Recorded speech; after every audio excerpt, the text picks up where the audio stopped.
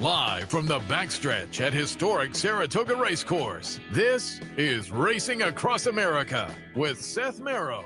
Racing Across America is brought to you by Pinnell's Restaurant, a Saratoga tradition since 1922. 284 Jefferson Street, Saratoga, just minutes from the track. And the Clubhouse Racebook, 711 Central Avenue, Albany. When you can't make it to the track, make it to the Clubhouse Racebook.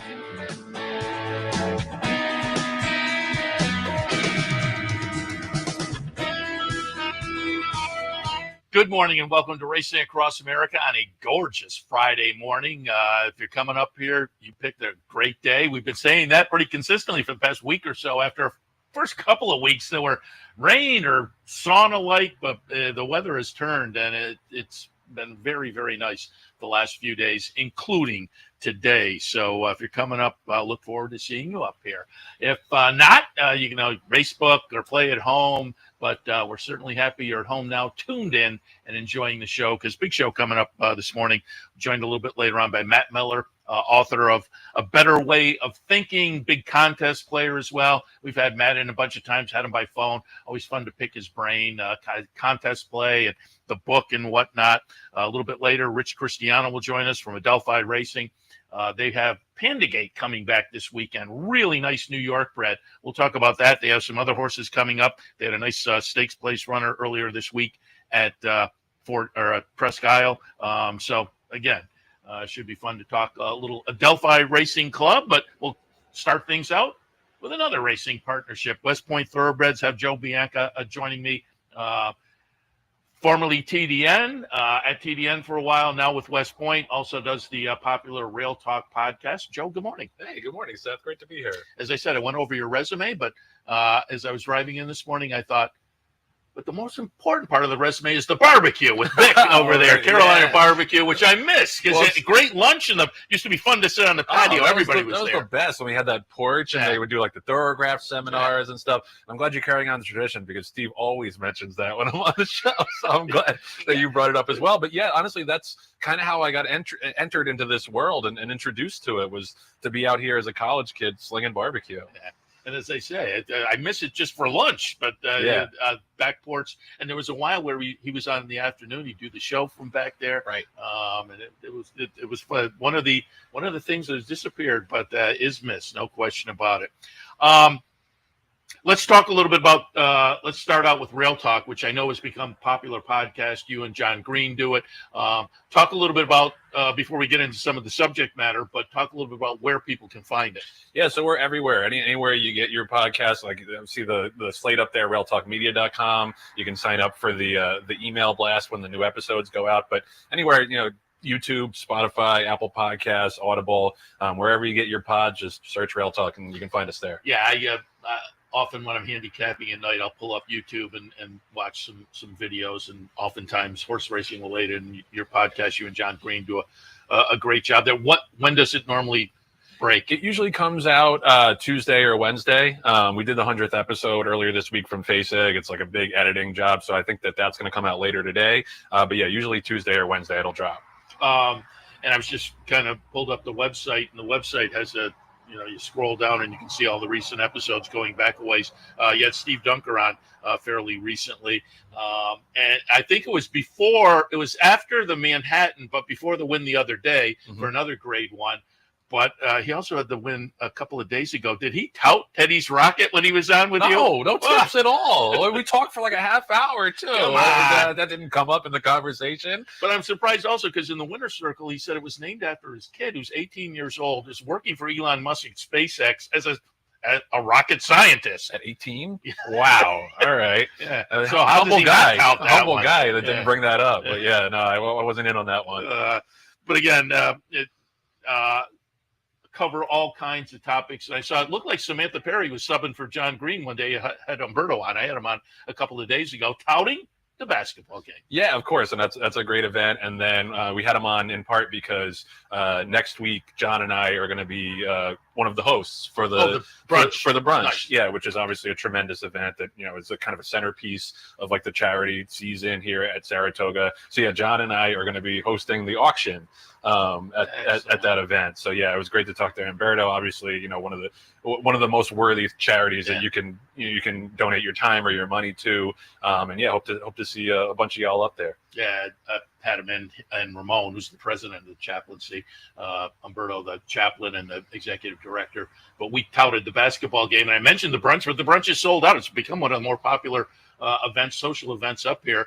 Honors John and Leona Velasquez this evening. If you don't have it on your calendar this year, put it on the calendar for next year. But again, so you guys will be hosting the auction. Very good. Yep. And also, I as I scroll down, as I say, I'll listen to it at night. I did not. I'm going to have to pull this one up. You had Pat Cummings on talking about what has become a hot topic on social media, the CAWs. Yeah, so I think Pat is probably the most qualified person to talk about that subject because he's been writing about it for years and years and advocating for change. And yeah, I think it kind of it hits breaking point with the odds drops at Del Mar, you know, in the first part of the meet. And you know, it's one of those things where we're kind of in a tough spot because now we rely on that handle a lot, an increasing percentage, but at the same time, the more you let them affect the odds, the more you're chasing away the quote unquote retail bettor. So you gotta kind of strike that balance. And it was great to see, honestly, Del Mar react to the outcry and cut off the CAWs with 2 minutes to post in the win pool.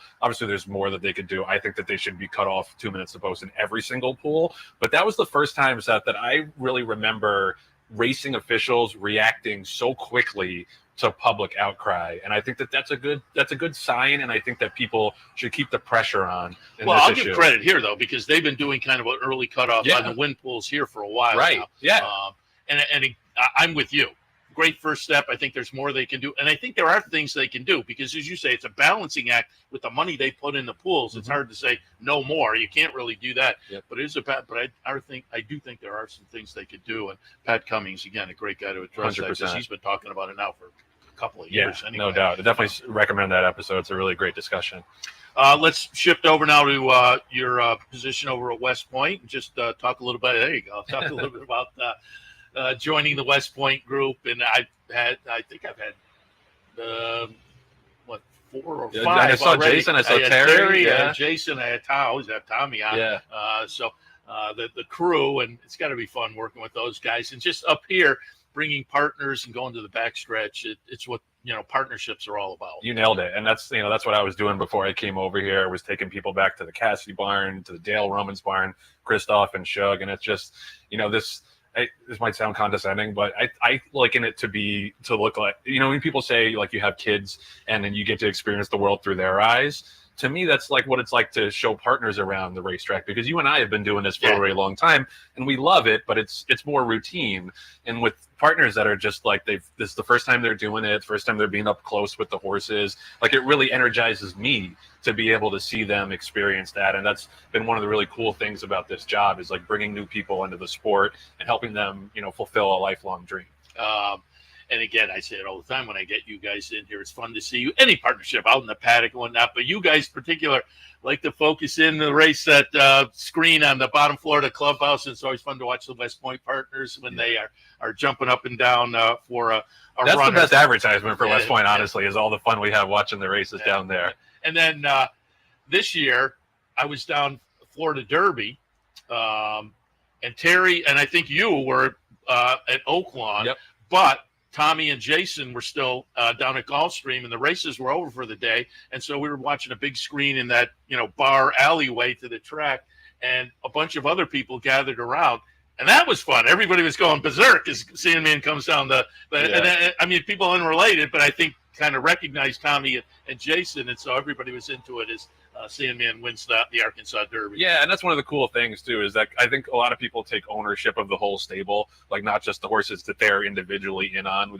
It's kind of it's a team and the camaraderie building that everybody roots for each other. Everybody's got friends within the partnership. So yeah, it's more akin to rooting for a team than rooting for your individual horses. And I'll tip my cap to you guys too, because you pulled Griffin Johnson into the mix now. Right. Who I believe, if I counted right, saw the numbers, 14 million social media followers, and I think probably many of them are completely unfamiliar with the horse racing game, but he's been doing a great job kind of walking around the stable, feeding the horses and whatnot, posting the videos for his millions of followers. Yeah, and I gotta give Terry and ABR the credit for spearheading that, and West Point's kind of been on the forefront of that, like stake and stardom program. And yeah, you really caught lightning in a bottle with him because, to be perfectly honest, we've done that with some other social media stars or sports personalities, and a lot of them kind of just do the bare minimum. Like they come to the track, they post a couple pictures, and then they go back to their regular life. He's been the polar opposite of that. Like he's dove head first into it, and he's planting that seed for a lot of young people, which I think is huge. And it's just people that would not organically find themselves in racing or attached to racing at all.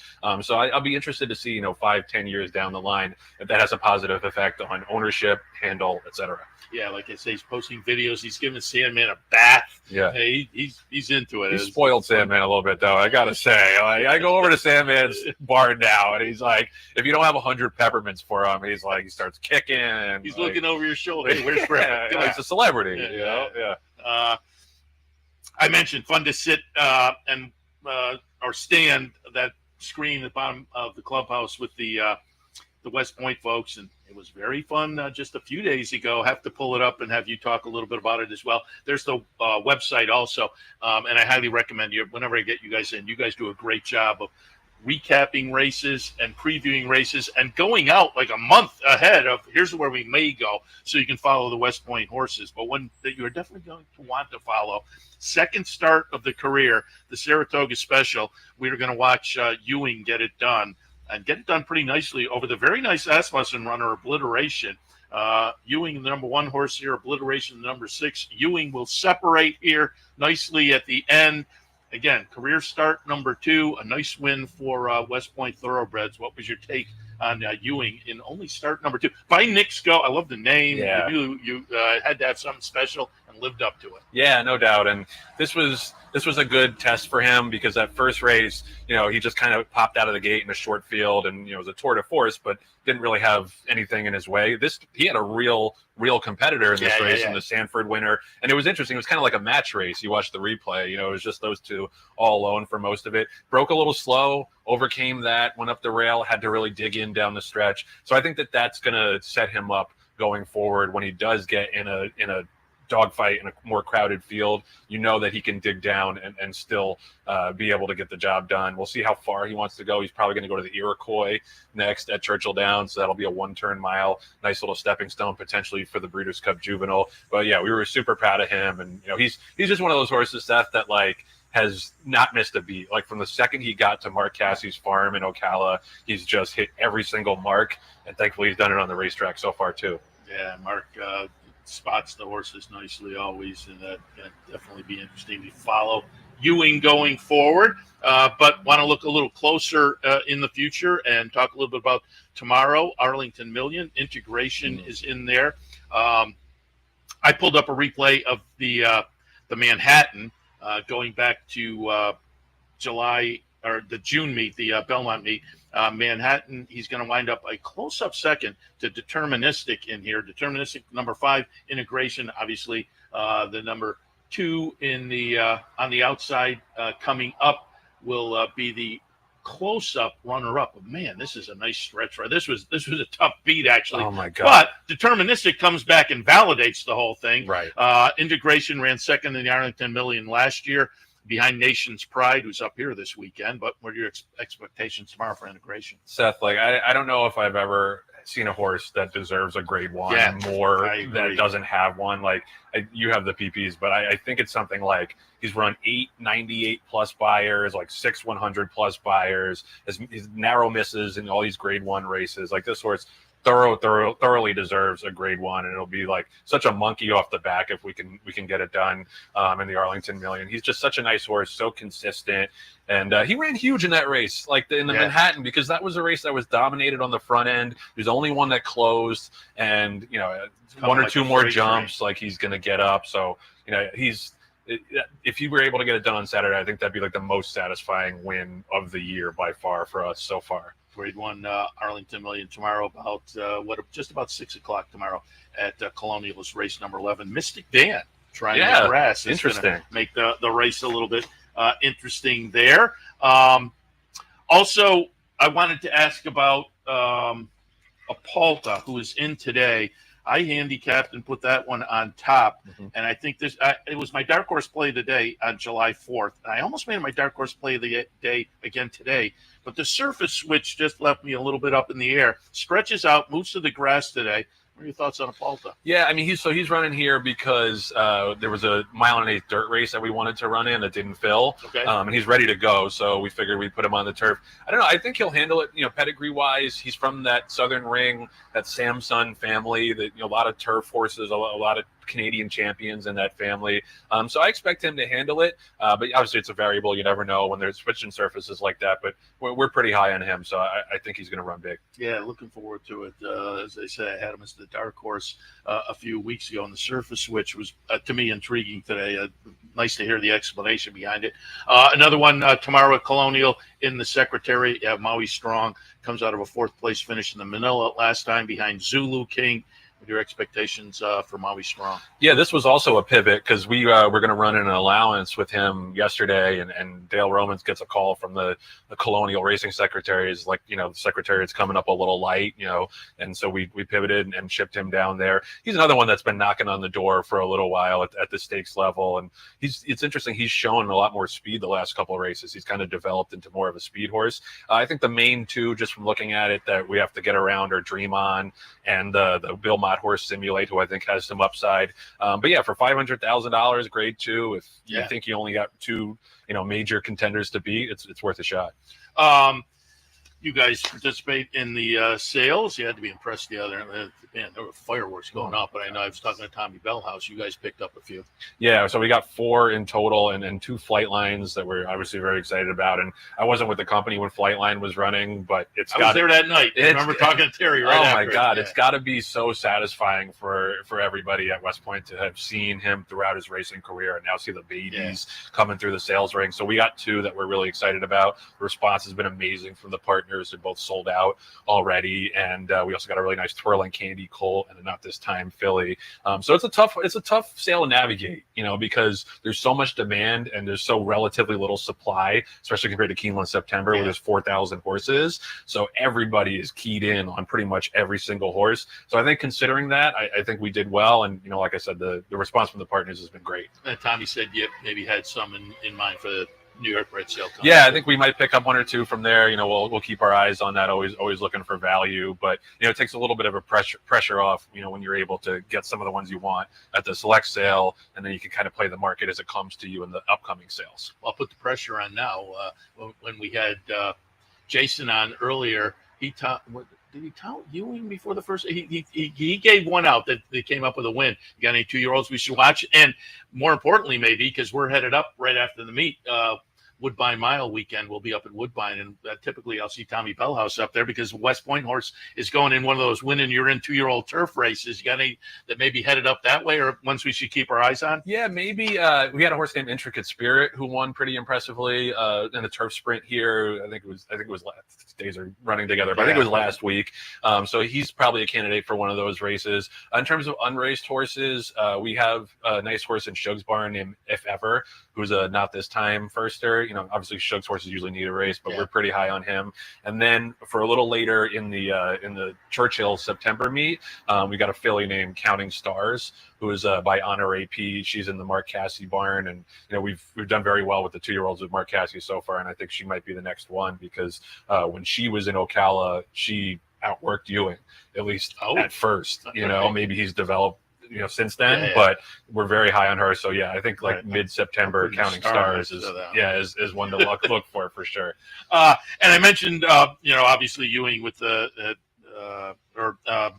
integration with the start in the Arlington Million ran second last year. Was that you were on the plane right with the it became a little dicey on the way home? Oh my God, Seth, that was the scariest flight of my life by far. And it was like the tiny little private plane, and we were flying back, and we hit this huge storm outside or a little south of Albany, and that thing was going up and down and left and right. And it was one of those things where you start making jokes about the planes crashing, and then as it gets scarier and scarier, you're not joking anymore. You're like, right? It's not going to crash, right? And It was, and I think I had you scheduled for that, and you said, no, we're going to fly down and see the race. And so I put you in the next day, and I think you were still a little white in the face when we had bet, man. And wasn't it like John Velasquez was on the plane? These jockeys are on private planes like right. that all the time. So he was like, no. He was like, the flight attendant that like keeps everybody calm. Like I was going nuts, and I look over to Johnny V, and he's smiling. He's like, I've been on worse flights than this.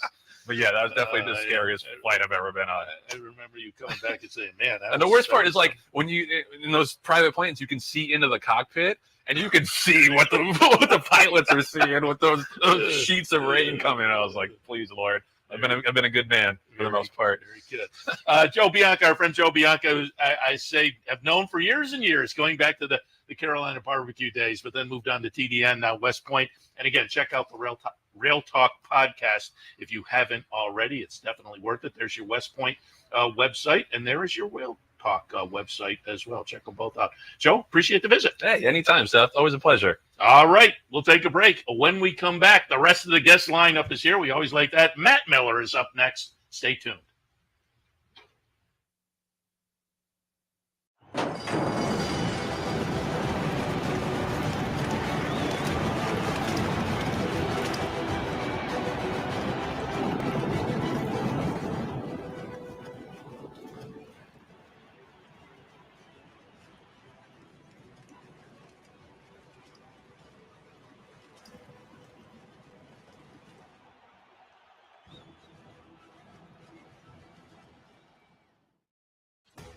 Sometimes it pays to go with the flow, to check your worries at the door, to reconnect with your crew, to follow the thrills and the flavor, to roll with it and see where it takes you, to enjoy every minute to its fullest, and to dance like there's no tomorrow. You can do that here at Rivers Casino and Resort Schenectady, where the good times flow. For centuries, the bond between horse and human has been forged in trust and hands-on care. Thoroughbred Racing is combining that tradition with cutting-edge technology to raise our standards even higher. New investments in wearable biometrics, advanced imaging, and AI help optimize our safety programs. That opening quarter mile was a quick one. Every day, a commitment to improving their care. So win or lose, it's safety that runs first. To learn more, visit safetyrunsfirst.com.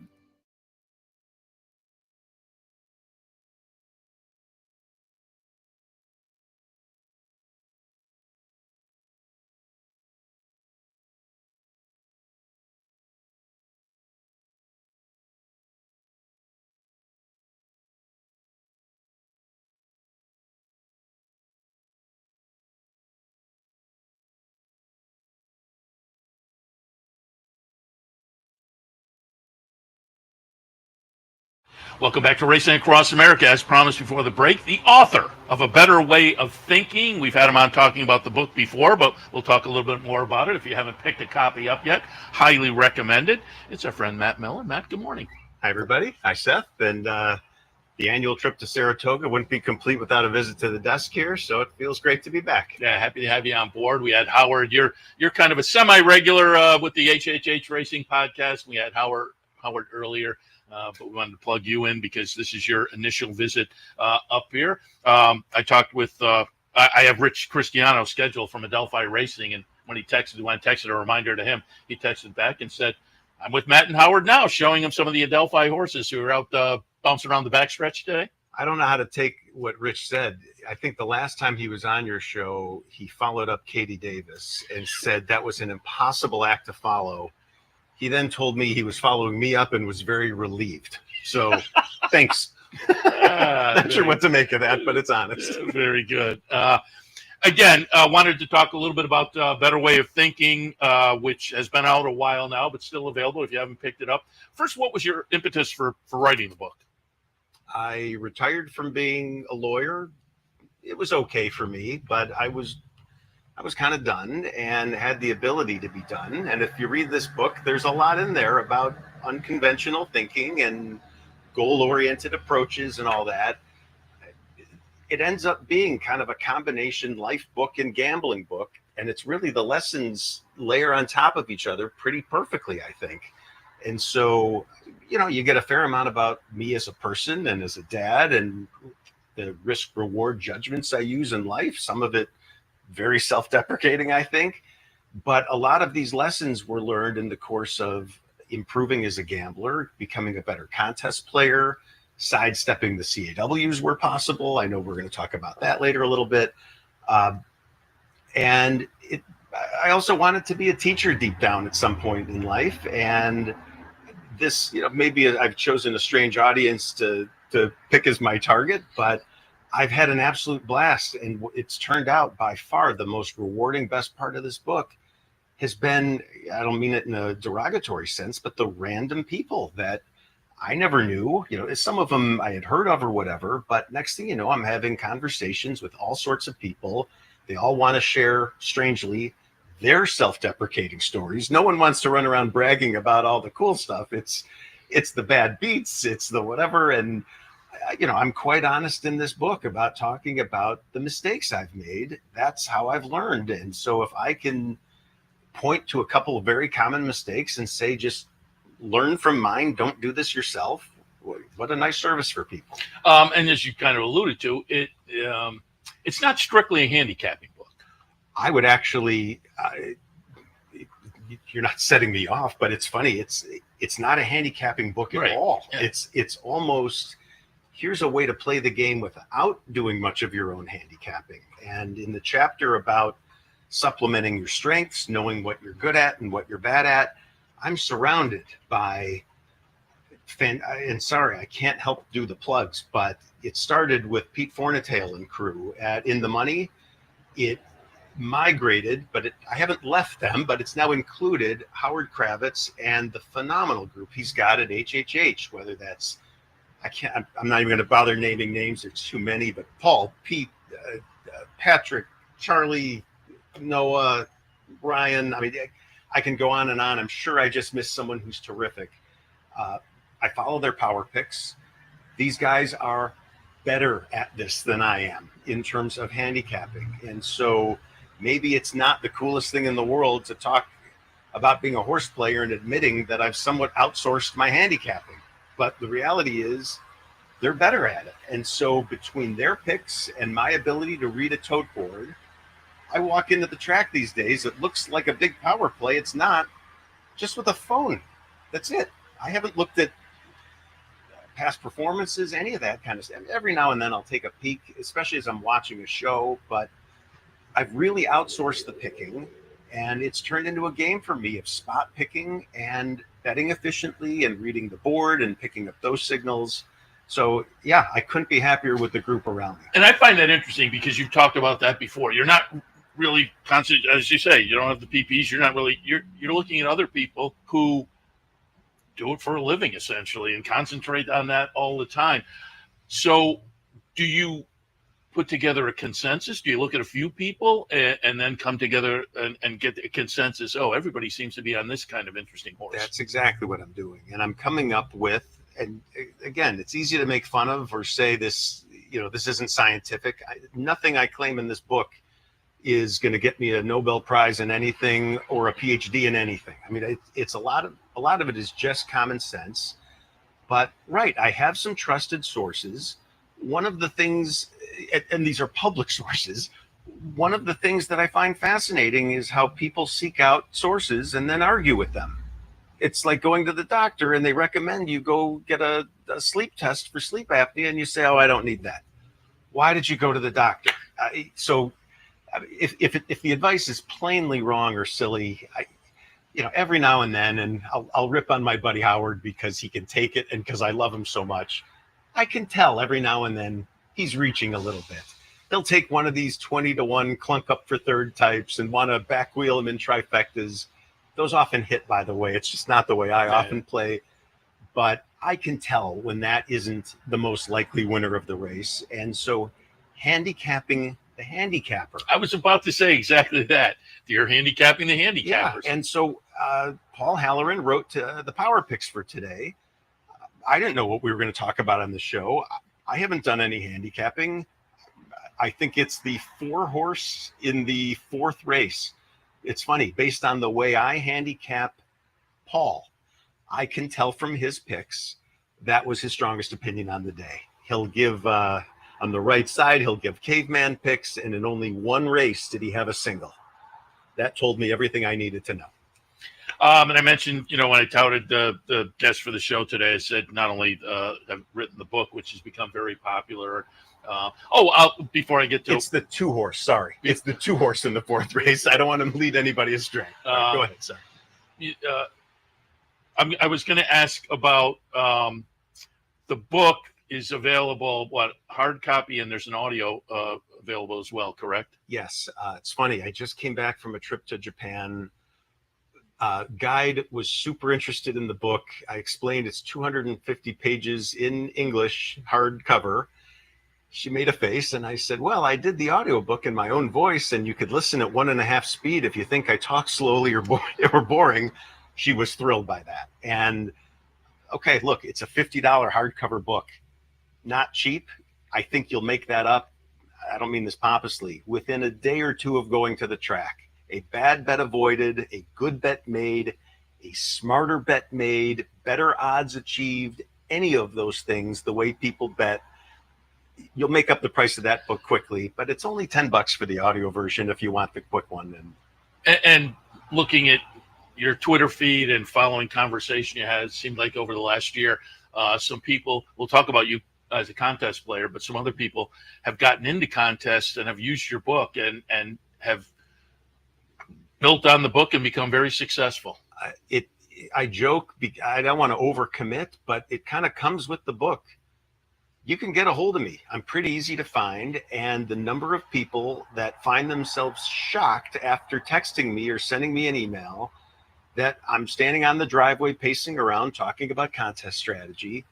Some of these have become good friends. And so I genuinely enjoy doing it. I'm learning from them as well. And I'm also learning from myself as you repeat certain principles over and over, they just tend to sink in better and better. And so it kind of keeps my game sharp. And so, yeah, I absolutely love talking to people, and it's beyond a treat to come to Saratoga and have people walking up to you that you don't know saying thank you, or I'll be in a contest and I'll get a message from someone saying I wouldn't be here but for the fact that your strategy helped me win the feeder to get here. And man, does that feel amazing. Yeah, that has to be really satisfying. Let's talk about your contest play, because part of the reason you're in town this week, the annual big contest over here. I played in previous years. One year I was sitting up at about 8th. And I told you before, I don't push in at the end. I have a big bankroll. I can't afford to push in. So I got pushed in, dropped down to like 12th or 13th at the end. But I have played a couple times. The format has changed a little bit over the years. But talk a little bit about contest play this week, BC, NHC, the difference between the pick and praise or the pick, imaginary win place as opposed to live money, and what you prefer. Talk a little bit about contest play. And I'm going to go back to your story quickly and argue with you immediately and say, I would argue you couldn't have afforded to play in that contest, not to make the play you were talking about. Because at least the way I look at these things, it's a pretty typical multiple of one starting bankroll, depending on the size of the tournament and how top heavy. We can talk about that in the context of Saturday's tournament. This is $1,000 entry, which is high for NYRA. Those are usually $300. I think, I didn't do my homework, it's $750 onto your cash balance, $250 into the prize pool. In the typical contest, I think it's $200 and $100. With a $10,000 Breeders' Cup seat seeded into this pool, the multiple required to win is going to go up. This is a decent one to win. And so I'm going to just give it a guess right now and say my target going in will be somewhere in the range of 11x. So that's 11 times $750. And I know right now I'm going to do whatever the heck it takes to get there. Scratch and claw, one huge bet, a couple smaller ones. But I know that in advance, such that when the moment comes, I'm just playing a game. And, I joke about it in the context of playing Monopoly or whatever, where no one's afraid to build a hotel. Like, it's right. You laugh. It's like, well, you're playing a game. Well, This is a game too. You paid an entry fee at the start of the day. Go play the game. You don't play the game to then stop. I'll one reference I'll commonly use, being a Chicagoan, is we have express lanes to go downtown, or you can stay in the locals. And I don't see the point of taking the locals. I know my goal is to get downtown. I don't get halfway there and get scared or excited that I'm almost there and then pull off the highway. It's like, what the heck are you doing? You're trying to get downtown. So there's not much thought for me once I'm in and once I've decided I can afford this. And yeah, there are definitely buy-ins that I would say, oh my, for that size buy-in and what I'm going to have to do in this tournament. Luckily, in the horse racing world, there's really only one tournament that's 10 grand to get. If you have to buy in, a lot of us try to win our way in, like tomorrow. Okay. And I see you looking at your Twitter feed. You're playing a lot of the online contests during the year, weekly. And I will note for people who haven't played contests yet, Horse Player, you can play a feeder contest for like $18 and get in for the weekend, which is a much more expensive contest normally, but you get in for a small increment of that. That maybe gets you to the NHC. And again, I highly tout the NHC as kind of the Horse Players convention. But I know, and I would assume you're in the same boat, I know a lot of the big folks, the NHC, everybody says I want to go because it's so much fun, but the BCBC is kind of the goal of the live money. Absolutely. The NHC is the social goal of the year. It's a really fun, the convention of horse players, whatever you want to call it. It's really a terrific time. I have no chance of ever winning that. Or more realistically, if it's 700 people, I probably have a 1 in 500 chance. I think my game theory strategy at the end is probably a little better than average, but in terms of the handicapping necessary to win that tournament, I'm probably average. And yet I'm dying to get there for sure. If you said to me at the start of the year, pick one tournament to win, there's no question it's the Breeders' Cup Betting Challenge. And the next few after that, believe it or not, are still not the NHC. I still care much more about the larger live bankroll contests. For me, when you talk about the mythical, first of all, the pick and pray format, I'm not going to get too negative, but I am really not a fan of those. I make somewhat of a mockery of them on purpose when I enter those. I'm the guy that'll do all threes, or on the 4th of July, 1, 2, 3, 1, 2, 3. So it's red, white, and blue over and over. There's one of these today, and I highly recommend doing it. First of all, there's morons like me in the pool that you think you're gonna easily beat. By the way, my record in these things is far better than statistical averages. It's covered directly in the book, not trying to be a book plug here, but the concept is unclaimed space. And what I assert in a lot of these tournaments, especially of the pick and pray variety, people are attracted to the same horses. And whether it's an Ortiz jockey strategy day or a Cherie DeVaux training strategy day or the rails bad or the outsides bad, whatever it is, there's an awful lot of commonality to picks. There is a method to my madness. I am trying to be random, and you don't get much more random than picking Halloween colors of 6 and 7 over and over. So with the tournament today, you can qualify for playoffs. There's actually a BCBC seat on the line for that. I think I have 2 or 3 entries in their playoffs already. And you have people handicapping these races for hours and making intelligent risk-based decisions. And then someone coming in with random picks and doing better than that. The reality is, if it's a good handicapper's day, scores are going to be high. Those people will do well, and I'll be random still. But on days that are tough for people, going with a random set of picks is often a decent strategy. And so, again, if the way I'm talking makes me sound stupid in your opinion, go enter and try and, with a good set of picks, you'll beat me with no problem. The pick and praise I don't like. The live format does allow for more strategy, but it still takes away what for me are my strengths in this game, which are spot picking, when to bet a little, when to bet a lot. the format is so rigid in those $2 win place contests that I respect the people that do well in them. It's like poker, it's like golf.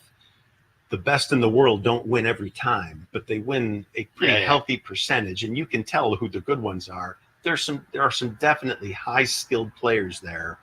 For me, it's like playing a bingo card, and I'd much rather in a contest replicate the way I bet the races. And yeah, so the big contest is coming up this week. You'll be in there. I'm going to be watching the leaderboard. I typically, in the rest of the year, down in the studio doing my TV show during the NHC. I've got the leaderboard up there.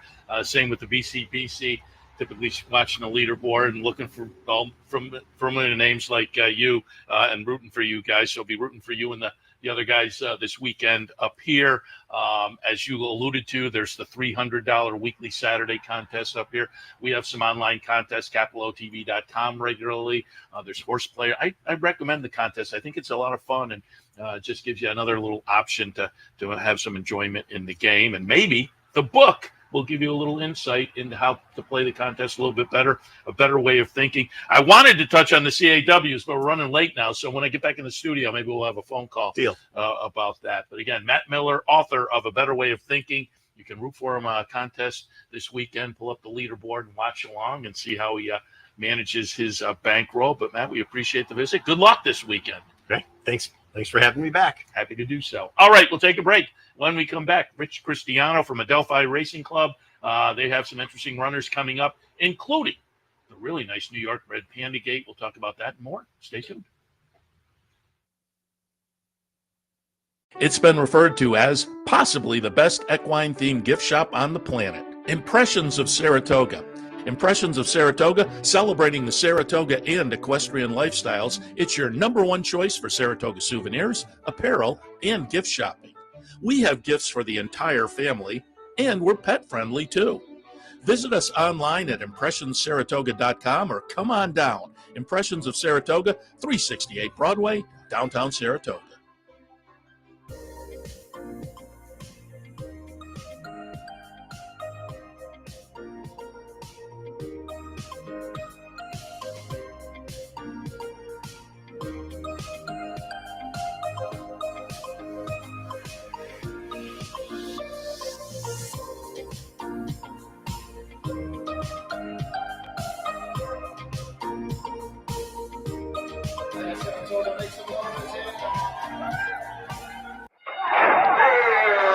Why just watch the races when you can be in the middle of the action?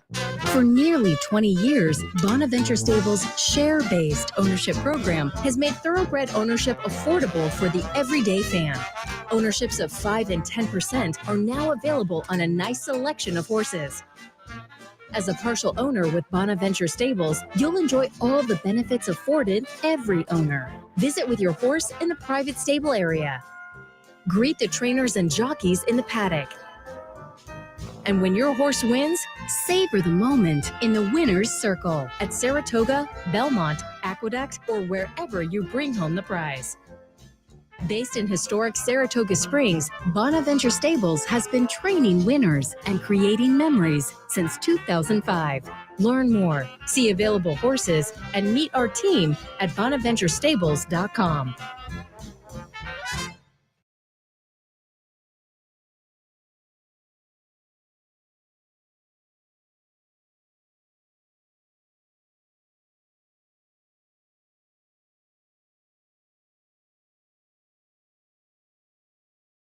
Welcome back to Racing Across America. As promised before the break, joined now by our friend Rich Cristiano from Adelphi Racing Club. Trying to get Matt in here, Matt Kater.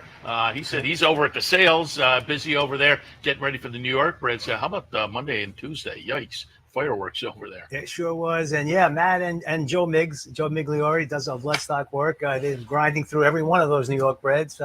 We've had a lot of luck at that sale the last couple of years, with especially Panda Gate and New York Breds in general. The year before, Funny How a stakes winner, won 4 in a row. So, the New York Bred program is so good now. We're very bullish on that, and so again, they'll look at every one over there, and I'm hopefully we'll walk away with at least a couple. So and you're lucky to be tied in with Joe Mig. I ran into him yesterday, and somebody said, Joe, Seth? And I was like, No, I remember when he was a kid running around the press box. And to move on from that, and for folks who don't know, Rich Migliori's son, who's just for a while he was a prominent poker player, placed Correct. in a couple of the big tournaments, and then I think he realized, well, this isn't really the career.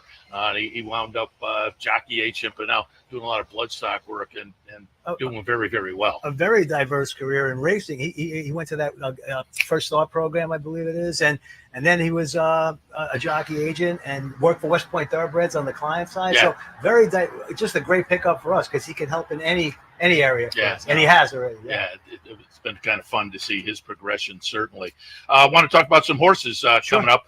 First, let's talk about, because I think we have a graphic with the website. If folks are listening this morning and kind of become intrigued, you can visit the website. That gives more information, also gives potential starts and results and whatnot. But just talk about the partnership in general, because I know Matt has done a great job putting the partnership together. And, I know some local folks who have been involved. And I always say when we get the partnership people over here, it's so much fun at Saratoga because people show up, you get to go to the paddock, you get to come to the backside, and that's what it's all about. The social aspect. You want to win a race, and that's great, but the social aspect is so much fun. It really is, man. We're very upfront about this game. It's very difficult. You don't get in it to make money.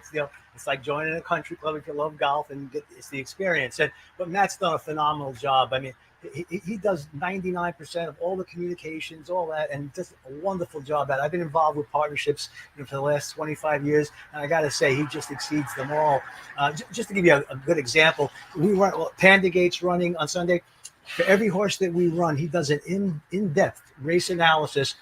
Not 5 minutes, 15 to 20 minutes, goes through every horse in the race, and then gives an honest appraisal of our chances and every horse in the race's chances. Not blowing smoke, just gives you an honest opinion. So the communication side is great. We're up to about 36 horses in training now. Top trainers, Miguel Clement, Ray Handel, Tom Morley, go right down the list. We got the Terranovas, DePaz, David Duggan. Really nice roster of trainers to pick from for the potential partners and the partners. All prominent names, it's certainly. a real nice program. And speaking of Ray Handel, I pulled up a replay because you had tweeted out and said, normally I don't tweet out a loser, but this one was pretty good looking, and I will totally agree because I think it was only career start number 3 just a couple of days ago over at Presque Isle. This was the Lady Erie Stakes. Justin Queso is going to be the winner, the number 7. But running a pretty good second was Twirling Beauty for Adelphi Racing. Again, Ray Handel trainee, Ramon Marat on board. Pretty nice performance out of Presque Isle. I'll tell you, I think she only won a couple of ticks off the track record, believe it or not. And it was interesting because she had won twice on the dirt already. And Ray test drove her on the Oklahoma track across the street before this race, and she really took to it. So we had an option. We were going to run into Galway yesterday. We thought that came up a little bit tough, and we decided to see how she does on synthetic, and obviously passed that test. So it's nice to have a horse that versatile because we think she's going to take to the turf as well. So now we have a lot of options with this, lightly raced horse. So we're excited about it. Yeah, you went on synthetic again. That's just another option. Florida in the wintertime. Absolutely. Woodbine, if you see something intriguing, you could go a little north of the border.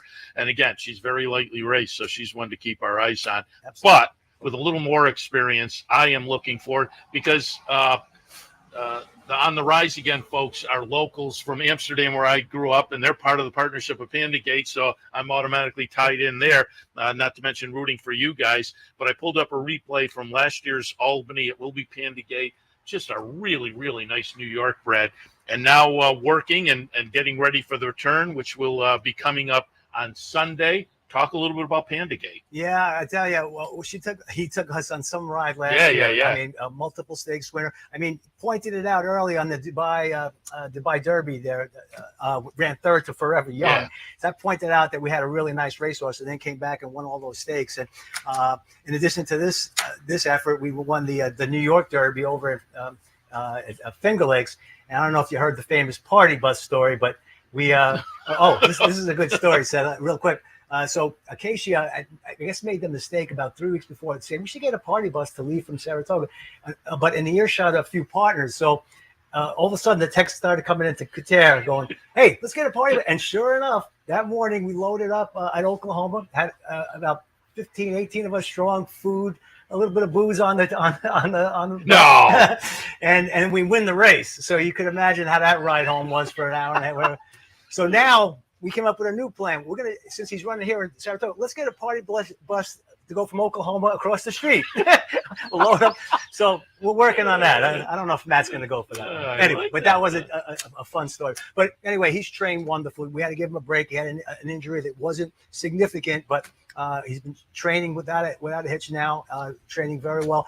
And it's the old story. You look for an A other than. He's eligible, even though he's a 3-time stakes winner, eligible for an A other than. And it's Saratoga. And look at this race. I mean, you know, you got a Todd in there. You got 2 Chads. Brad Cox got a nice horse in there, and it looks like a stakes race. Yeah. So tough comeback race, but trained well, and he fired real well first off the bench, as you know. So you know the layoff, I'm not really that worried about. If we get a little pace in front of us, I think we'll come running, and we'll see what happens. Yeah, I mean. You knew you had something special with that third behind Forever Young over in Dubai, and you have a New York. I say it all the time. You have a nice New York bred. Your options are kind of limitless. You can aim for the big New York bred days, or you can go out and face open company, and this is one of those types of horses. Again, we support that program quite a bit. Yeah. Wanted to hit on a couple others. I'm going to go back and look earlier in the meet and just kind of celebrate a nice win from 1-900. As they say, this was back on July 6th, actually, that the second little portion of the Saratoga summer. 1-900 is going to be the number 5 horse. Get it done here. You took it to Rick Pitino and his Aguilos the Great, who runs second. But 1-900, I saw, has a couple of, again, looking at the website, you can see some potential starts. Look like there may be a couple of spots coming up for 1-900. Yeah, I think one of them is in Parks, I believe, and it's in the stake there. Yeah, he had one. Before this, we tried him in the Preakness Day over in Baltimore, and he had the lead turner for home, and he emptied out a little bit, and then came right back here and was very impressive, and has trained well since then. So we'll leave that up to Tom and Matt. Tom Morley, trainee, as you say. Do you, when you guys get a horse, is there something in particular that says we're going to send this horse to this trainer? Not really. To be honest with you, Matt tries to spread it around a little bit. We don't really buy into those cliches about, the Clements turf trainer. Yeah. These guys can train pretty much anything, in our opinion. These are top trainers we're dealing with. No, I like that thought process because it is true. Sometimes trainers get labeled in a certain, this is a turf trainer or this is a claiming. And when you, anybody who's up here, making their living regularly on the New York circuit and comes up and makes a little impact at Saratoga, their trainer can train pretty much anything. You would have to think. Absolutely. So, spread the wealth around a little bit. One more to look at, a couple more to look at, actually. Better Lucky Than Good. Again, this is going back to July 19th. Runs third in here. Navy SEAL, the 5 will win. Il Ceciliano will run second, but Better Lucky Than Good, the number 6 horse. A decent third in here, and it looks like you may be headed to the West Point coming up the end of the month. Yeah, and this son of a gun tries hard every time. So he hasn't had the best. His name is Better Lucky Than Good, but he hasn't been lucky too often. That's what Matt likes to say, and it's true. He's had some really rough trips, but he's always comes running, and he's been a good money earner for us, and the partners have had a lot of fun. He's sound, and so we're looking forward to seeing him on this is the kind I always like to say, because I do have the PPs from that race, which adds another third. 12 starts, 3 wins, 2 seconds, now 3 thirds with that one. You're approaching $250,000 in earnings. This kind of horse that makes partnerships fun. Absolutely. They go out there and kind of show up every time. Yeah, and especially it's nice because people always want to run up here. Yeah. No question about it.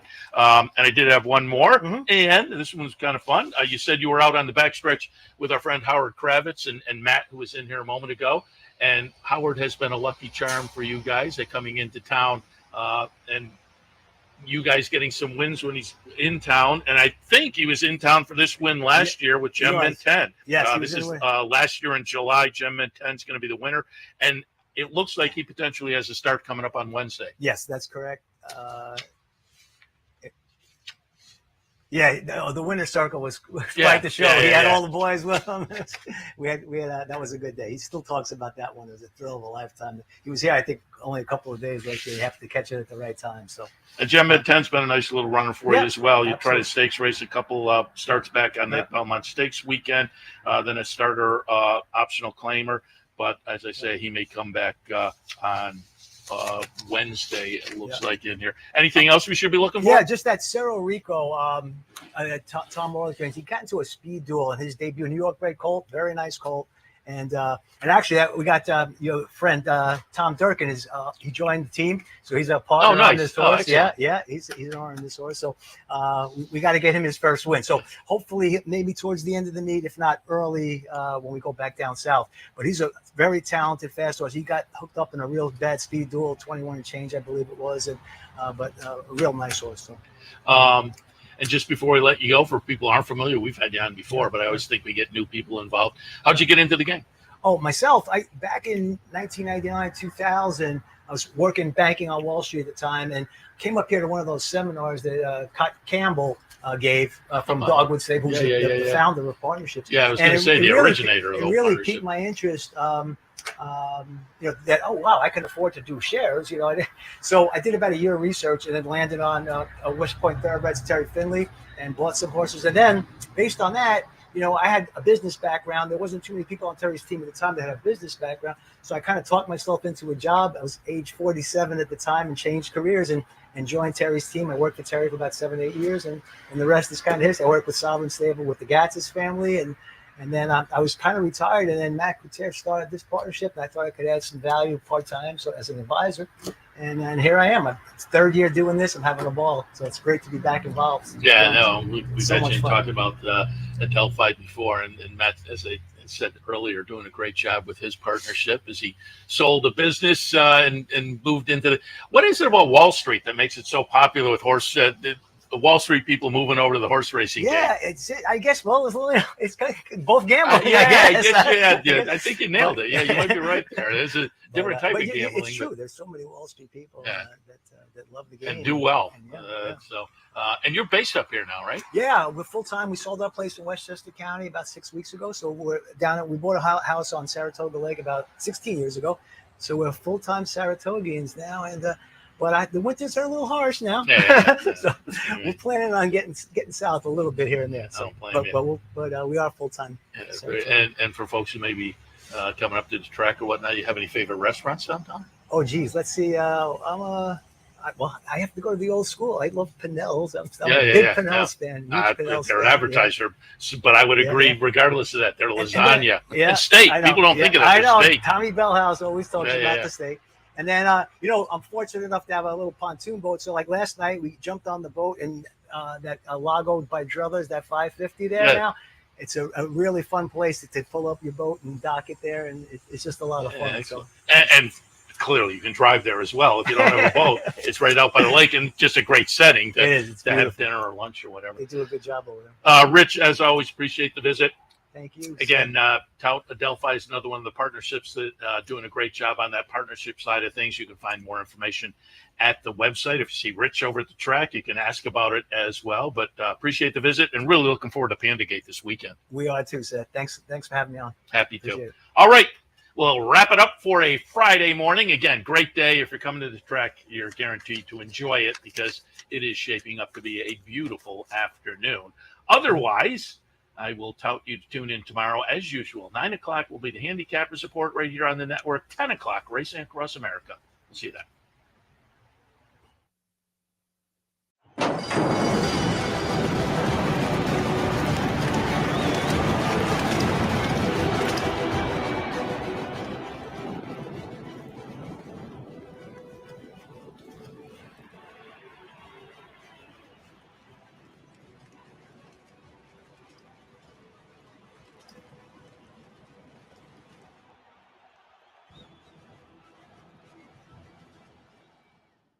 Haven't signed up for a Capital OTB account yet?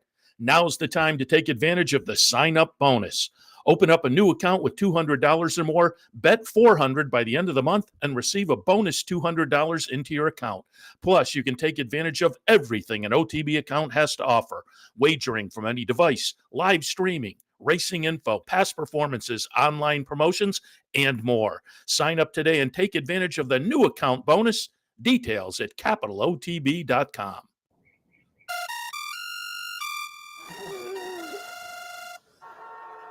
Come on. I want sales reports on my desk by Monday.